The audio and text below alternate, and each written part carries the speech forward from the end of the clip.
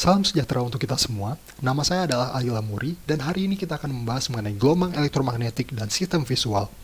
Kuliah kali ini akan mengupas lebih jauh mengenai definisi, pembentukan, spektrum, dan mekanik dari gelombang elektromagnetik. Kita juga akan membahas tentang visible light dan warna, lalu kemudian dilanjutkan dengan pembahasan mengenai alat optik, yaitu cermin dan lensa, dan diakhiri dengan sistem optik kita, yaitu mata. Kita akan awali kuliah dengan pertanyaan, apa sih itu gelombang elektromagnetik? Dapat terlihat dalam representasi di sebelah kanan, gelombang elektromagnetik adalah osilasi antara electric dan magnetic fields. Dapat kita perhatikan bahwa electric dan magnetic fields ini saling bersinggungan satu sama lainnya dalam bentuk yang perpendicular. Artinya adalah salah satu gelombang menempati zona horizontal, yang lainnya pada bidang yang vertikal. Yang menjadikan electromagnetic waves ini unik karena dia bisa travel in vacuum.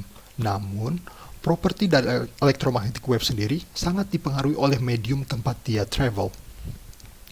Di mana artinya, kalau dia melewati medium yang berbeda, bisa jadi panjang gelombang dan frekuensinya akan berubah mengikuti medium tersebut, dipengaruhi oleh medium tersebut.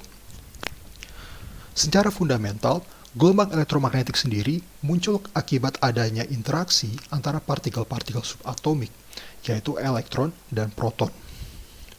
Untuk memahami interaksi tersebut, maka kita akan gunakan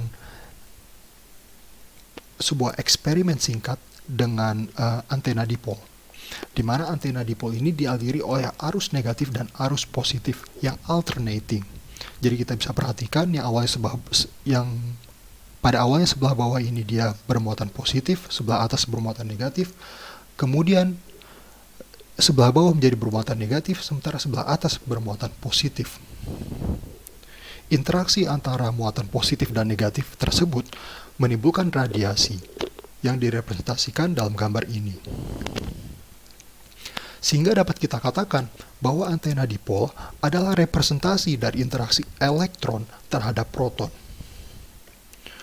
Untuk bisa memahami lebih jauh tentang interaksi tersebut, kita perlu kupas dulu nih, apa itu atom dan apa itu partikel-partikel subatomik. Jadi secara ringkas, struktur atom itu terdiri dari 3 subpartikel, yaitu ada elektron, proton, dan juga neutron.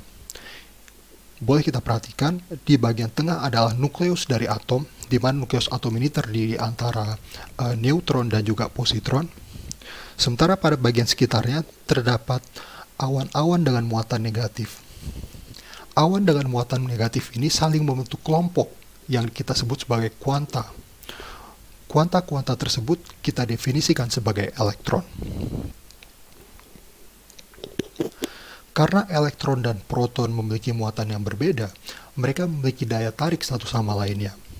Namun elektron tidak bisa menembus sebuah barrier invisible yang terdapat di antara nukleus dan shell dari awan tersebut. Barrier invisible itu muncul karena adanya mekanika kuantum, disebabkan oleh adanya strong force dan juga weak force. Artinya adalah, bagi sebuah elektron untuk bisa tembus ke dalam barrier yang lebih dalam, dia perlu mengemisikan sebuah energi. Sementara untuk sebuah elektron bisa berpindah ke barrier yang di lebih luar, dia perlu mendapatkan sebuah energi. Energi yang dimaksud di sini adalah sebuah energi radiasi, yaitu radiasi elektromagnetik. Akan kita pelajari pada slide berikutnya, bagaimana sebuah atom ini dapat secara selektif merefleksikan spektrum tertentu yang kita persepsikan sebagai warna. Secara sederhana, bentuk dari atom dapat kita simplifikasi menjadi seperti ini. Jadi kita bisa bayangkan adanya interaksi antara elektron dan juga proton dari atom, yang mana interaksi tersebut kemudian menghasilkan gelombang elektromagnetik. Gelombang elektromagnetik ini sendiri terdiri dalam sebuah spektrum. Spektrum yang dipisahkan berdasarkan panjang gelombangnya. Makin kecil gelombang elektromagnetik, maka makin besar gaya yang dimilikinya. Begitu juga sebaliknya, makin besar panjang gelombang dari elektromagnetic wave ini, maka makin kecil gaya yang dia miliki.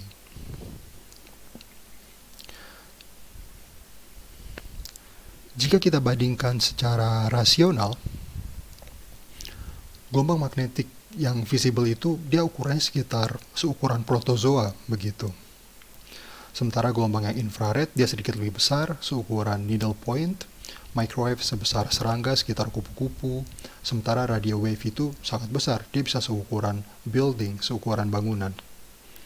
Sementara di ekstrim yang sebelah kanan kita bisa perhatikan ada gamma ray, X-ray, dan ultraviolet yang ukurannya lebih kecil daripada visible light jika ditinjau berdasarkan panjang gelombang. Sejauh ini kita sudah mempelajari beberapa hal. Yang pertama adalah properti-properti dari gelombang elektromagnetik.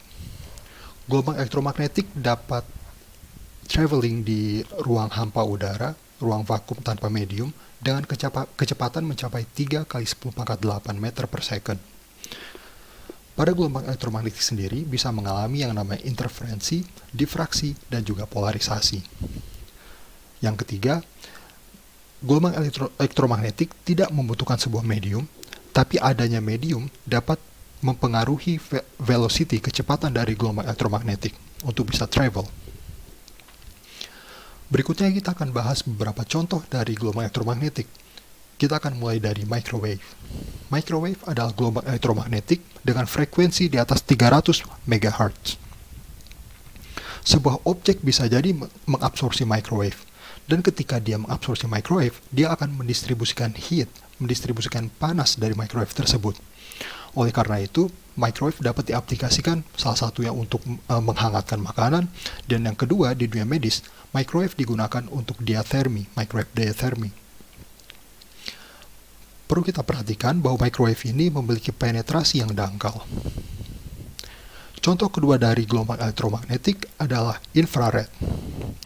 Infrared berada dalam frekuensi antara 700 sampai 1400 MHz dan kita bisa klasifikasikan menjadi near infrared dan juga far infrared.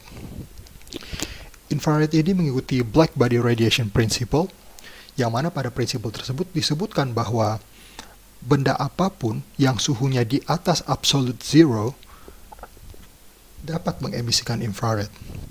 Namun jumlah emisi sangat bergantung dari temperatur dan warna benda tersebut.